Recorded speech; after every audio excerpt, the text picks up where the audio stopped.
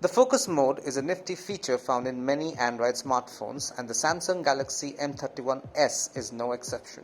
Basically, this mode allows you to focus on your work while it disables most notifications and only allows certain apps to function. Let's quickly find out how to use the focus mode on the Samsung Galaxy M31s. You will find the focus mode when you drag the notification bar. Once you tap on it, you will be taken to this page. Click on Start, then select Work Time and press Start. The mode will then show you the apps that are allowed while you are in focus mode.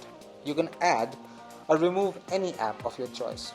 Click on Start to go to a new page. This page shows how long you have been in the focus mode. You can also end it anytime you want. If you go to the menu, you will notice that most of the icons in the menu are in black and white. That means that these apps are now blocked. Only those in full color can be accessed. And that's it. That's how you use the focus mode on the Samsung Galaxy M31s. Thank you for watching.